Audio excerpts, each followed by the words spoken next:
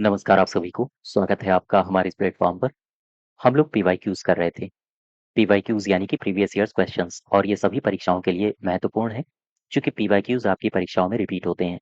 जैसे UP triple SC की कोई भी परीक्षा हो या फिर आपकी यूपीएसआई की परीक्षा लगी हुई है, आपकी पीसीएस की परीक्षाएँ लगी हुई हैं, 2025 या फिर 2026 की हों, सभी के लिए पीवाईक्यूज़ महत्वपूर्ण हैं। ठीक है? इन्हीं को हम लोग डिस्कस करेंगे, लेकिन इससे पहले मैं इसको शुरू करूँ, 2-4 जानकारियाँ आपको दे दूँ। अगर आप किसी भी परीक्षा की तैयारी कर रहे हैं और आप चाहते हैं हमारे एप्लीकेशन से जुड़ना, तो आपको इसकी लिंक डिस्क्रिप्शन बॉक्स में और साथ ही साथ कमेंट बॉक्स में मिल जाएगी। और एप्लीकेशन में आपको कई सारे बैचेस मिल जाएंगे, जैसे इंडियन पॉलिटी का बैच कंप्लीट मिल जाएगा आपको, हिस्ट्री का बैच मिल जाएगा और साथ ही साथ अन्य बैच जैसे यूपी ट्रिपल एससी के लिए, उत्तर प्रदेश अधीनस्थ सेवा चयन आयोग के लिए यूपीजी के और इसके अलावा कंप्यूटर। आपको पता होगा यूपी जीके और कंप्यूटर आपसे 35 अंकों का पूछा जाता है, तो इसका कॉम्बो बैच भी आपको मिल जाएगा। ठीक है? तो चलिए इसी को शुरू करते हैं पीवाईक्यूज़ को। इन बैचेस से जुड़ने के लिए आप हमारे एप्लीकेशन में जाके कूपन कोड का इस्तेमाल कर लीजिए। क्वेश्चन नंबर पहला देखो, पहले नंबर में आईएएस 2003 में पूछा गया सवाल है ये, कह रहा है बाबर को भारत पर आक्रमण करने के लिए आमंत्रित करने वालों में से कौन सा एक आलम खान, इसका संबंध आपसे पूछा गया है। पढ़ो, ये जो आलम खान है, ये क्या है? इब्राहिम लोदी के संबंधी था और दिल्ली के राज सिंहासन का दावेदार भी था। इसके अलावा इब्राहिम लोदी का संबंधी था जिनसे दुर्व्यवहार किया गया था और उसे देश से निष्कासित कर दिया गया था। ये तो गलत है। दिलावर खान, जिसे इब्राहिम लोदी के हाथों क्रूर व्यवहार मिला था, इसका ये पिता था आलम खान। नहीं, ये भी गलत है। पंजाब प्रांत का एक उत्तराधिकारी था जो अपनी जाति के प्रति इब्राहिम लोदी के व्यवहार से अत्यधिक असंतुष्ट था। ये भी गलत है। ए पार्ट इसका सही होगा। ए पार्ट सही होगा। तो यहाँ पर आओ जरा, बाबर के बारे में हम 2-4 जानकारियाँ आपको बता दें। जैसे, ये बंदा है बाबर, इसे भारत में बुलाया किसने? बाबर का भारत की तरफ बुलावा। किसने-किसने इसे बुलाया? इतिहास किसे-किसे कहता है कि इसने बाबर को बुलाने में योगदान दिया था? तो सबसे पहले तो आपको याद रखना चाहिए एक व्यक्ति का नाम। ये बंदा पंजाब का गवर्नर था। पंजाब का गवर्नर और इसका नाम था दौलत खान लोधी। दौलत खान लोधी। ठीक है? एक शख्स और है जिसने बाबर को बुलाया था, इसका नाम है इब्राहिम लोदी का चाचा था ये, इसका नाम है आलम खान लोदी। आलम खान लोदी।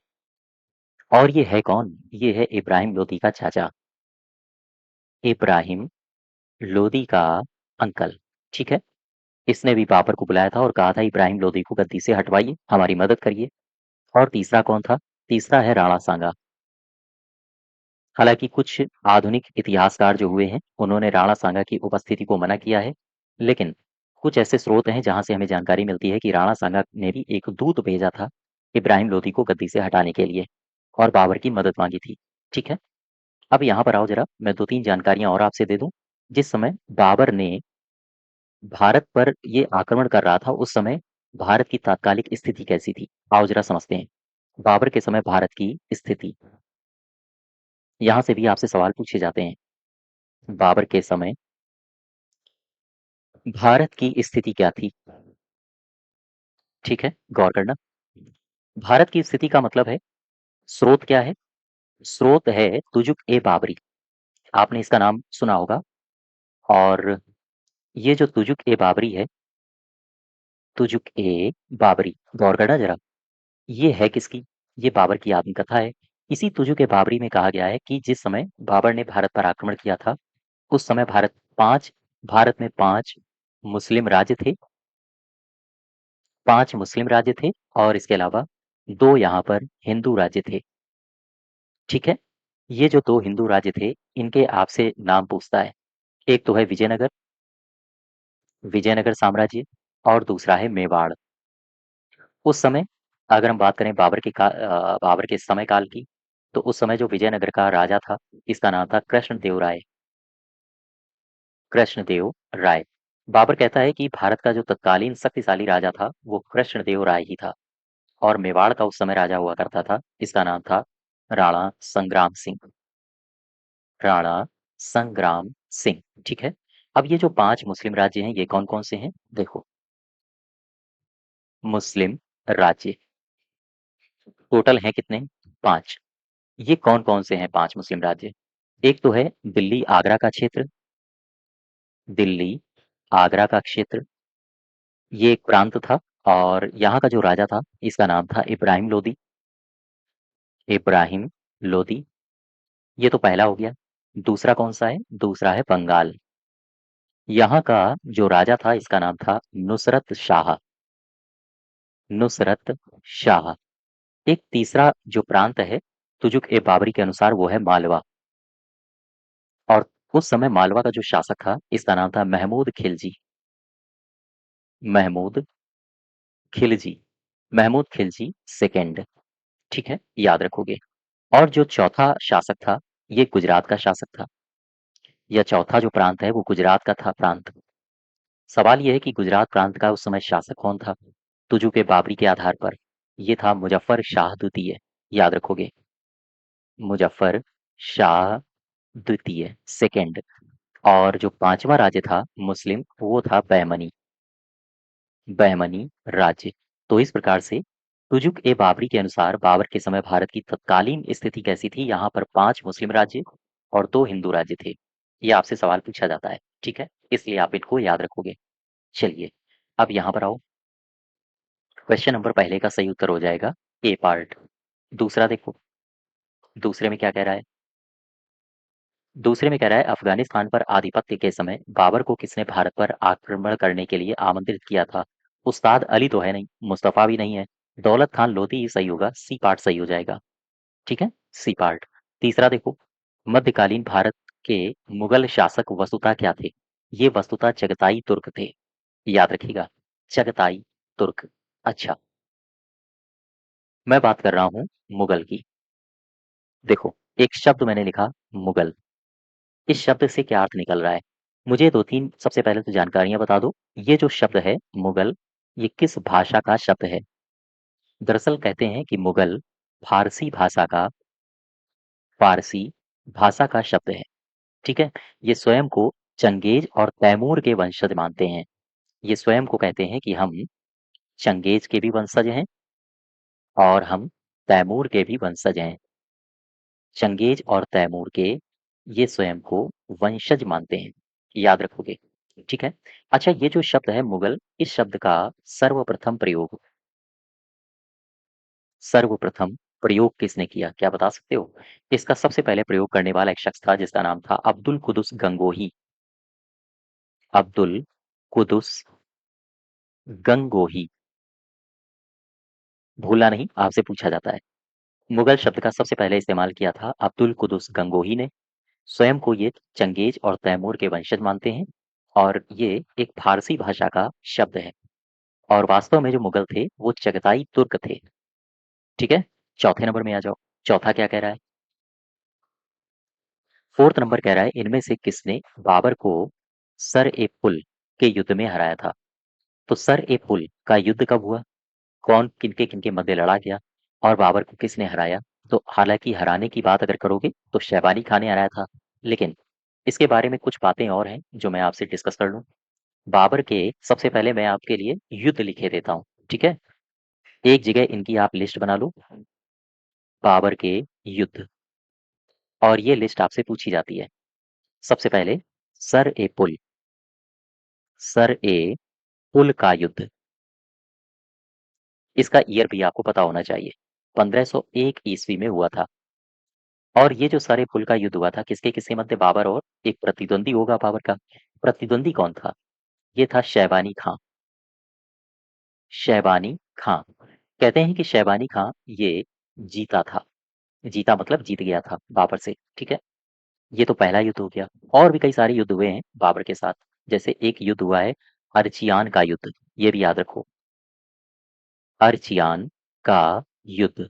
दरअसल ये जितने भी युद्ध हुए हैं बाबर के साथ प्रतिद्वंदियों के, भारत से बाहर की भूमि पर हुए हैं। ये 1503 ईस्वी में हुआ था युद्ध। और किसके मध्य? फिर से हुआ शैबानी खां के साथ। शैबानी खां के साथ ये युद्ध हुआ। इस बार फिर से शैबानी खां जीत गया। ठीक। तीसरा युद्ध कौन है? तीसरा युद्ध है कुल ए मलिक का युद्ध। कुल ए मलिक का मलिक का युद्ध, ये कब हुआ? ये हुआ था 1512 ईस्वी में। 1512 ईस्वी में जब हुआ था तो एक तरफ था उज्बेक शासक आबेदुल्ला, उज्बेक शासक, और ये जो उज्बेक शासक था इसका नाम था आबेदुल्ला। कहते हैं कि उज्बेक शासक आबेदुल्ला ये जीत गया था और बाबर हार गया था। फिर इसके बाद एक और युद्ध होता है। इस युद्ध का नाम है गजदबान का युद्ध, गजदबान का युद्ध। ये जो गजदवान का युद्ध है ये हुआ था 1514 ईस्वी में। याद रखिएगा, ऐसे 4 युद्ध आपके लिए दे सकता है और आपसे पूछ सकता है इनको क्रम से सजाइए कालानुक्रम में। तो इस प्रकार के सवाल आपसे पूछे गए हैं और आगे भी पूछे जाएंगे।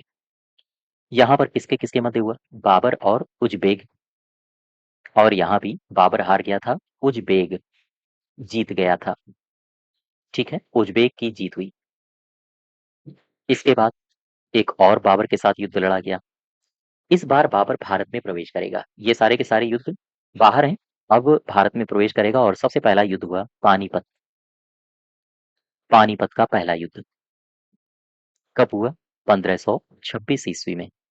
और यहाँ पर पानीपत की पहली लड़ाई में बाबर की जीत हुई। बाबर जीता, इब्राहिम लोदी को इसने हरा दिया था। फिर इसके बाद और कौन सा युद्ध हुआ भारत में? भारत में इसके बाद हुआ खानवा का युद्ध। खानवा का युद्ध 1527 ईस्वी में ये युद्ध हुआ। बाबर यहाँ भी जीत गया। ठीक है, राणा सांगा को हरा दिया था। फिर इसके बाद कितने हो गए हैं? 6 हो गए। अब आ जाओ 7वें युद्ध में। एक युद्ध और हुआ, ये कहलाया चंदेरी का युद्ध। चंदेरी का युद्ध, ये दरअसल जो चंदेरी का युद्ध हुआ था ये 1528 ईस्वी में हुआ था और इस युद्ध में भी बाबर विजयी हुआ। ठीक, याद रखिएगा, इसमें भी बाबर विजयी हुआ और इसके जो प्रतिद्वंदी था वो था मेदनी राय। मेदनी राय की हार हो गई। एक युद्ध और हुआ, ये था घाघरा का युद्ध। घाघरा का युद्ध 1529 ईस्वी में ये युद्ध हुआ।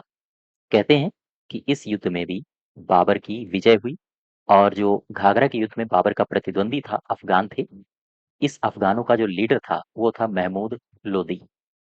महमूद लोदी, महमूद लोदी हार जाता है। तो ये सारे के सारे जो मैंने आपके लिए युद्ध लिखे हैं ये बाबर के युद्ध हैं, या बाबर के साथ या बाबर के विरुद्ध लड़े गए युद्ध हैं। ठीक है, तो इनको आप याद रखो। कभी कभी इन्हीं को क्रम से आपसे सजाने के लिए पूछता है। चौथे का सही उत्तर हो जाएगा बी पार्ट।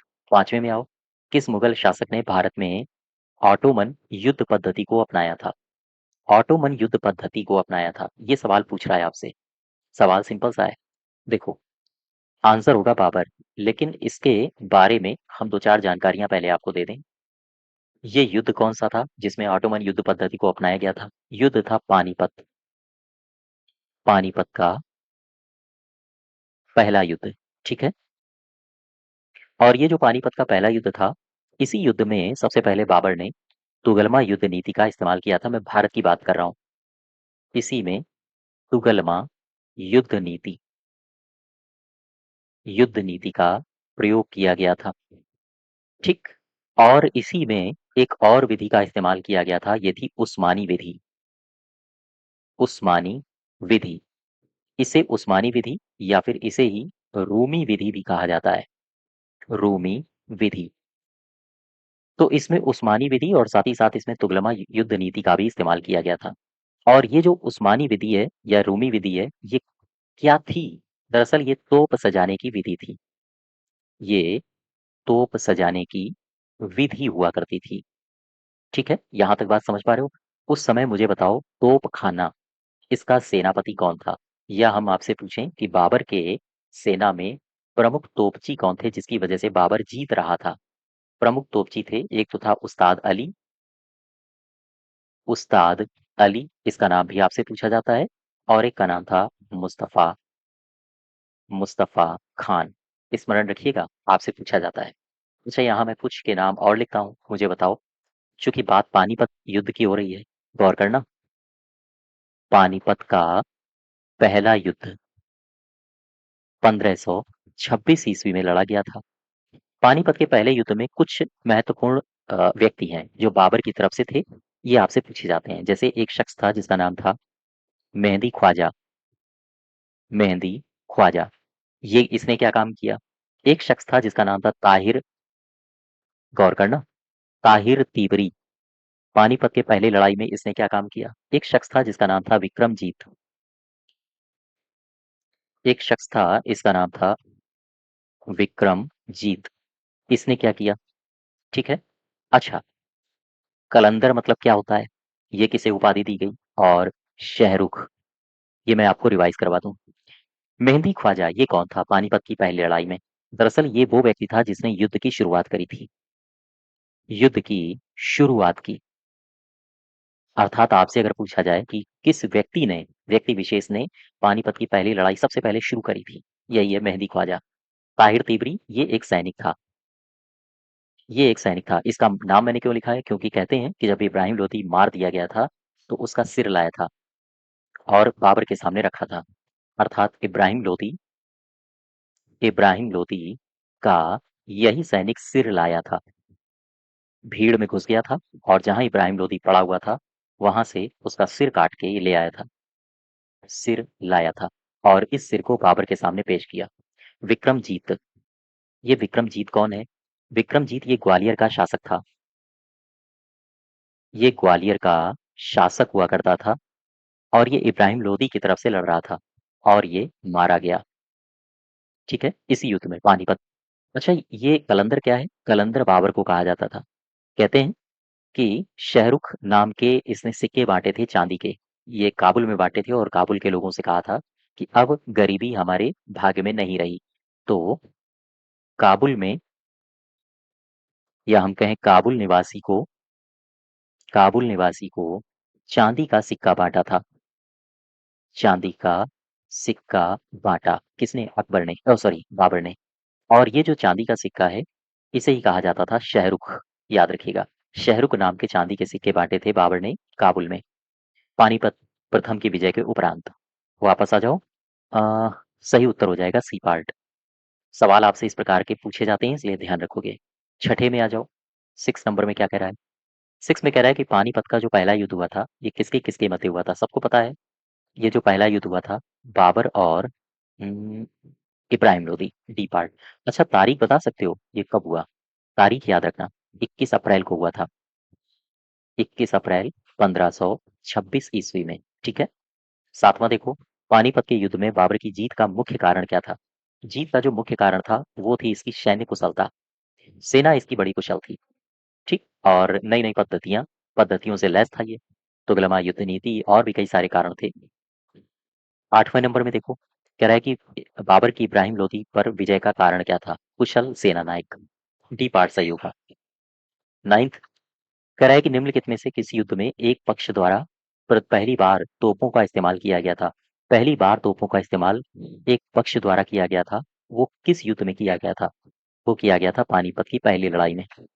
ठीक है। अच्छा, बाबर के बारे में कुछ फैक्ट और हैं। जैसे यहाँ पर देखो, अगर हम आपसे पूछें कि मुझे बताओ ये बंदा है बाबर, इसके बारे में कुछ तथ्य याद करो।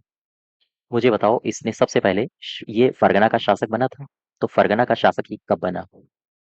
फरगना का शासक, फरगना का शासक ये बना कब? मुझे ईयर बता दो। फिर मुझे एक बात इसकी और बता दो, इसने काबुल और गजनी जीता था। कुछ याद आ रहा है? मैंने आपको इतिहास वैसे पढ़ाया हुआ है। काबुल और गजनी जीता था। क्या मुझे बता सकते हो इसने काबुल और गजनी कब जीता? फिर मुझे एक बात और बता दो, इसने कांधार भी जीता था क्या? हाँ, इसने कांधार भी जीता था। तो इसने काबुल और गजनी कब जीता, इसने कांधार कब जीता और फरगना का शासक कब बना? याद रखो, 1494 ईस्वी में ये फरगना का शासक बना। काबुल और गजनी को कब जीता? 1504 ईस्वी में इसने काबुल और गजनी को जीत लिया। कांधार को कब जीता? 1507 ईस्वी में इसने कांधार को जीता। ये ईयर्स आपसे क्रम से सजाने के लिए पूछे जा सकते हैं। ठीक है, हाँ याद रखो। 9th का सही उत्तर हो जाएगा ए पार्ट। 10वें में आओ। 10th नंबर में क्या कह रहा है? कह रहा है कि पानीपत की पहली लड़ाई में बाबर ने किसको हराया था? पानीपत की जो पहली लड़ाई हुई थी उसमें बाबर ने किसे हराया था ये पूछ रहा है। राणा सांगा को, नहीं, गलत है। इब्राहिम लोदी को हराया था। बी पार्ट सही होगा। ठीक है, बी पार्ट सही होगा। अच्छा, यहाँ पर आओ जरा। मैंने लिखा बाबर। गौर करना, बाबर का जो प्रारंभिक जीवन है, प्रारंभिक जीवन, प्रारंभिक जीवन में मुझे कुछ तथ्य बताओ। सबसे पहले इसका मूल नाम मुझे बताओ, इसे क्या कहा जाता था, फिर इसका जन्म कब हुआ ये बताइए, जन्म कहाँ हुआ ये भी मुझे बता दो, यानी कि स्थान भी मुझे बता दो, इसकी माता कौन थी ये भी बता दो, पिता कौन था ये भी बता दो। चलो, सबसे पहले मूल नाम। नाम है जहीरुद्दीन मोहम्मद। जहीरुद्दीन मोहम्मद। ठीक है, जन्म ये कब हुआ, 1483 ईस्वी। स्थान कहाँ हुआ, फरगना में। ये फरगना एक रियासत हुआ करती थी मावरा उन नहर की, मावरा उन नहर, यहाँ पर इसका जन्म होता है। माता, ये इनका नाम था कुतलुग निगार, कुतलुग निगार। ठीक है, कुतलुग निगार, और ये मंगोल थी, यानी मातृपक्ष की तरफ से मुगल मंगोल थे। और पिता कौन था, इसका नाम था उमर शेख मिर्जा, उमर शेख मिर्जा। ये पितृपक्ष की तरफ से तैमूर था। ठीक है, तो मातृपक्ष की तरफ से मंगोल और पितृपक्ष की तरफ से तैमूर, तो ये दोनों ही, इन दोनों की ही संतति थे ये जो बाबर का पूरा खानदान है। चलो वापस आओ, सही उत्तर हो जाएगा बी पार्ट। 11 में आ जाओ। किस वर्ष बाबर ने इब्राहिम लोदी को परास्त किया था, 1526 हो जाएगा इसका तो सही उत्तर, बी पार्ट होगा, है ना। नेक्स्ट देखो, 12 नंबर कह रहा है निम्न में से कौन सा सही सुमेलित नहीं है। पानीपत का पहला युद्ध 1526 में हुआ, बिल्कुल सही है। खानवा 27 में हुआ, बिल्कुल ठीक है। घाघरा, घाघरा 1528 में 29 में। चंदेरी 1530 में दिया है। ये घाघरा तो सही है 1529 में, लेकिन चंदेरी गलत है, 1530 गलत होगा। ठीक, ये गलत हो जाएगा, और डी पार्ट यहाँ पर सही होगा। अच्छा, चंदेरी हुआ कब, 1528 ईस्वी में, याद रखो।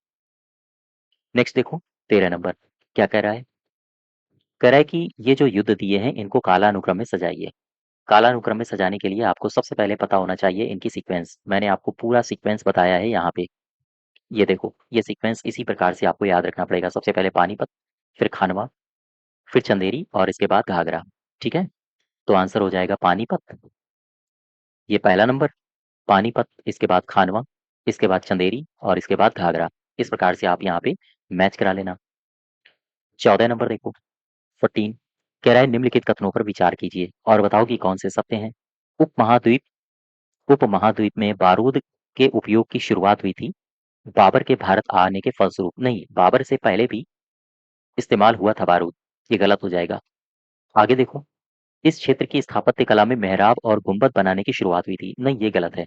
दरअसल बाबर के आने से नहीं ये शुरू हुआ था, मेहराब और गुंबद से शुरू हो गए थे सल्तनत काल से। दूसरा भी गलत होगा। इस क्षेत्र में तैमूरी राजवंश स्थापित हुआ था। हाँ, ये ठीक है, ये अपने आप को तैमूरी कहा करते थे। तो बी पार्ट यहाँ सही हो जाएगा, केवल और केवल तीसरा। 15 देखो, 15 में कह रहा है कि ये जो कथन दिए हैं बाबर के आगमन के कारण, कौन से कथन सही है। उपमहाद्वीप में बारूद का आगमन हुआ, नहीं, गलत है ये। क्षेत्र की वास्तुकला में मेहराब और गुंबद का परिचय हुआ, ये भी गलत है। प्रदेश में तैमुरिड राजवंश की स्थापना हुई, ये सही है। और युद्ध में तोपों का इस्तेमाल हुआ, ये भी सही है। 3 और 4 सही होगा, 3 और 4। ठीक है, सी पार्ट यहाँ सही हो जाएगा। नेक्स्ट देखो, 16 नंबर कह रहा है निम्नलिखित युद्धों में से किस एक में बाबर ने जिहाद की घोषणा की थी। किस एक में बाबर ने जिहाद की घोषणा की, ये पूछ रहा है आपसे। क्या बता सकते हो, बाबर ने जिहाद की घोषणा किस एक में की थी। आंसर हो जाएगा खानवा। खानवा के युद्ध में बाबर ने जिहाद की घोषणा की थी। अच्छा, इससे पहले मैं दो चार जानकारियां आपसे साझा कर दूं। देखो, बाबर के भारत पर अभियान, बाबर के भारत पर अभियान, गौर करना, कहते हैं कि बाबर ने भारत में टोटल 5 अभियान किए। अब इन 5 अभियानों को आपसे क्रम से पूछा जाता है। पहला अभियान, दूसरा अभियान, तीसरा अभियान, चौथा अभियान, पांचवा अभियान। ये जो पहला अभियान है ये बाजौरा और भेरा का अभियान कहा जाता है। इस क्षेत्र में, या हम कहें इस अभियान में बाबर ने बाजौरा और भेरा को जीता था। और ये जो घटना घटी थी 1519 ईस्वी में घटी थी घटना। इसके बाद फिर बाबर ने दूसरा जो अभियान किया उसमें पेशावर पर हमला किया। पेशावर पर हमला, ये घटना भी 1519 ईस्वी में घटी थी सितंबर में। फिर इसके बाद बाबर ने सियालकोट सियालकोट पर हमला किया। ठीक है, सियालकोट पर हमला, और ये घटना 1520 ईस्वी में घटी थी। फिर इसके बाद बाबर ने लाहौर और लाहौर और दीपालपुर दीपालपुर को जीत लिया था, और ये घटना 1524 ईस्वी में घटी थी। और इसके बाद फिर बाबर ने पानीपत की पहली लड़ाई लड़ी, और ये घटना 1526 ईस्वी में घटित हुई। यहाँ तक बात समझ पा रहे हो आप हमारी? चलो, ये है क्वेश्चन नंबर 16 का सही उत्तर हो जाएगा बी पार्ट। अब आ जाओ 17 में। 17 क्या कह रहा है? क्वेश्चन नंबर 17 को ध्यान से पढ़ो। क्वेश्चन नंबर 17 में कह रहा है कि राणा सांगा ने निम्नलिखित युद्धों में से किसमें बाबर के विरुद्ध लड़ाई लड़ी थी? अच्छा, इससे पहले जो 16 नंबर था, इसमें कह रहा था कि बाबर ने जिहाद की घोषणा किस युद्ध में करी थी? तो इसमें मैंने बताया था खानवा का युद्ध था। ठीक है, जिहाद की घोषणा। अच्छा, वही सवाल आपसे फिर रिपीट हुआ है। कह रहा है राणा सांगा ने निम्नलिखित युद्धों में से किसमें बाबर के विरुद्ध लड़ाई लड़ी थी? तो आंसर हो जाएगा खानवा का युद्ध। अब यहाँ पर आओ जरा, बात जिहाद की है तो एक बात और मैं आपको बता दूं, युद्ध है खानवा का। गौर करना, खानवा का युद्ध। सबसे पहले तो मुझे इसकी तारीख बताओ, कब हुआ? 17 मार्च को। 17 मार्च को 1527 साल था। 17 मार्च 1527 को ये युद्ध हुआ। इस युद्ध में एक तरफ बाबर था और दूसरी तरफ राणा सांगा था। इन दोनों के मध्य युद्ध हुआ, बाबर और राणा सांगा के मध्य। कहते हैं कि इस युद्ध में बाबर ने जिहाद का नारा दिया था। जिहाद का नारा दिया था। ठीक है, और इसी युद्ध में बाबर जब युद्ध जीत गया था तो उसने गाजी की उपाधि धारण की थी। गाजी की उपाधि धारण की। ये भी सवाल इस प्रकार के आपसे पूछे जाते हैं।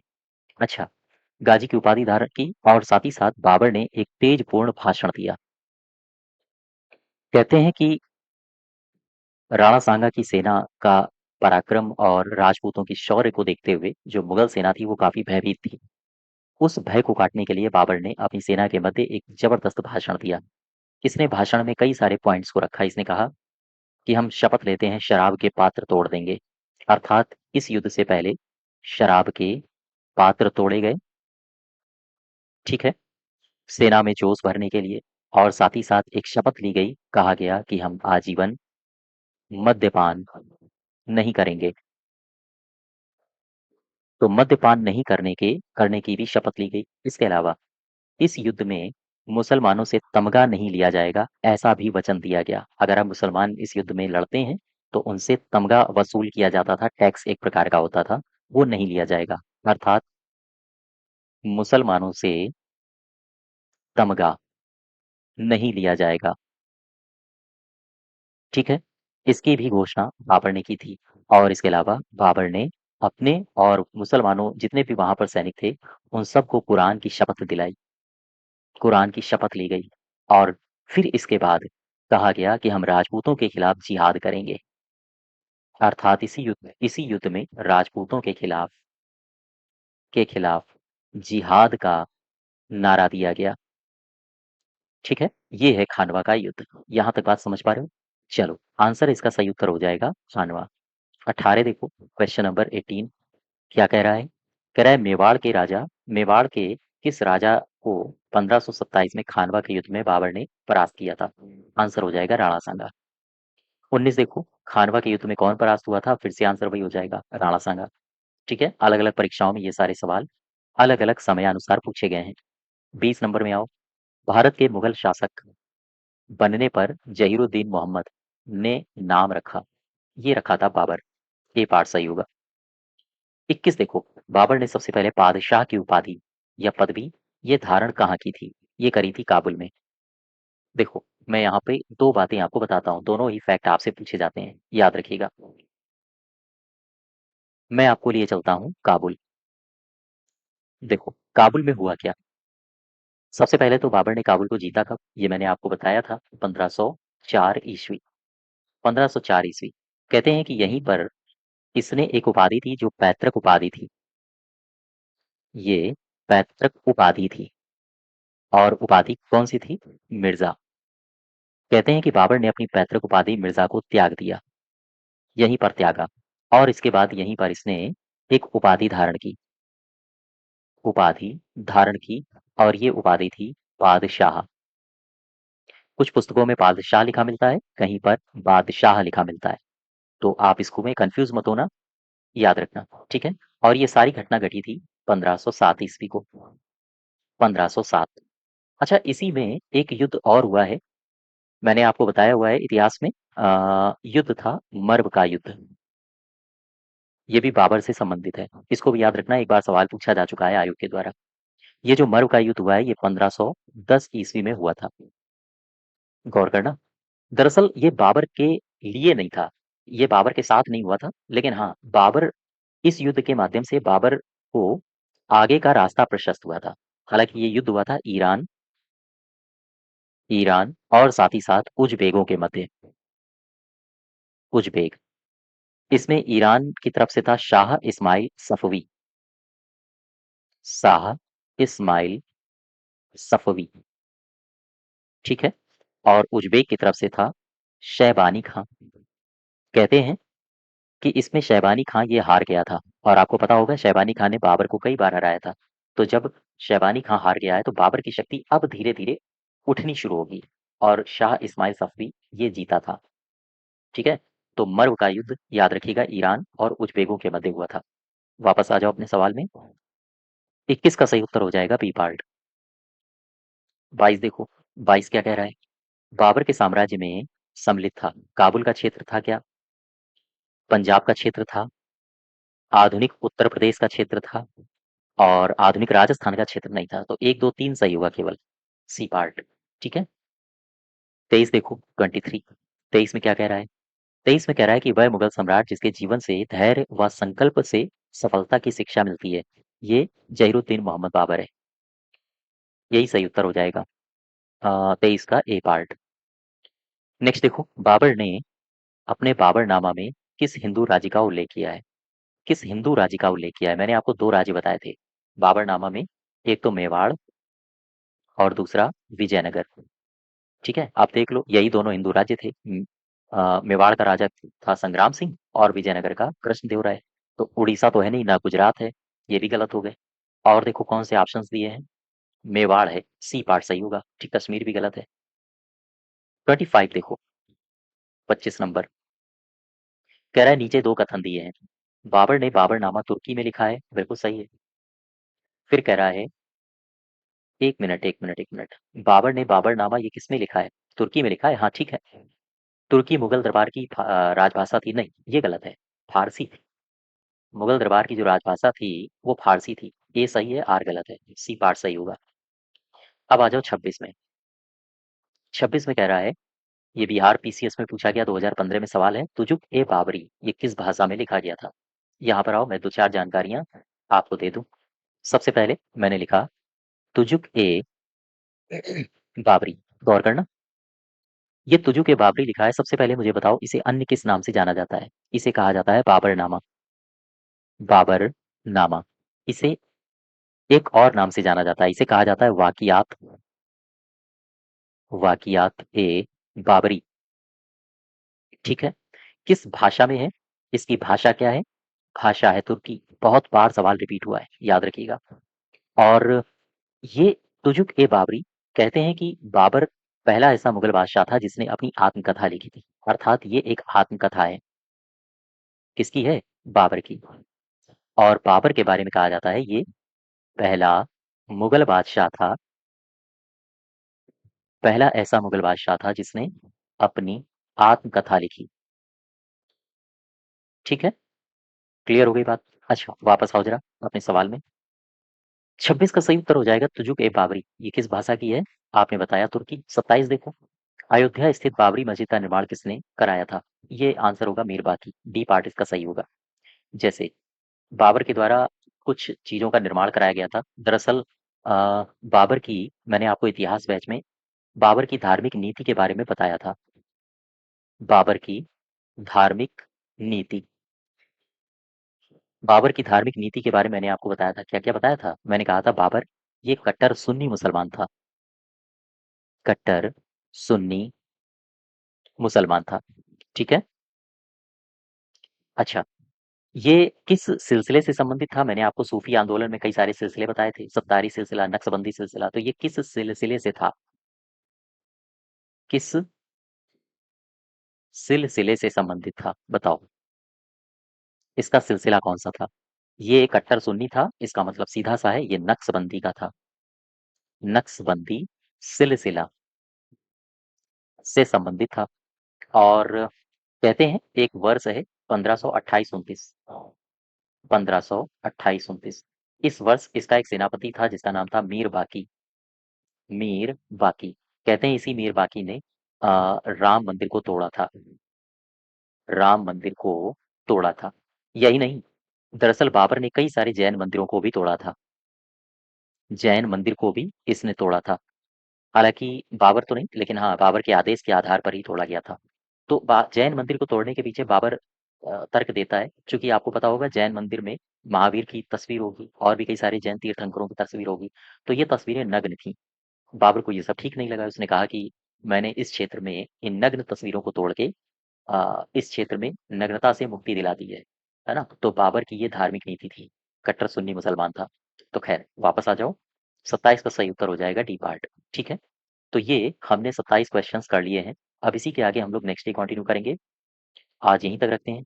इसकी पीडीएफ के लिए अगर आप इसकी पीडीएफ को डाउनलोड करना चाहते हैं, तो आप इसकी पीडीएफ को हमारे हिस्ट्री बैच से डाउनलोड कर सकते हैं, ठीक है? ये बैच आपको हमारे एप्लीकेशन में मिल जाएगा। चलिए, आज यहीं तक रखते हैं। धन्यवाद।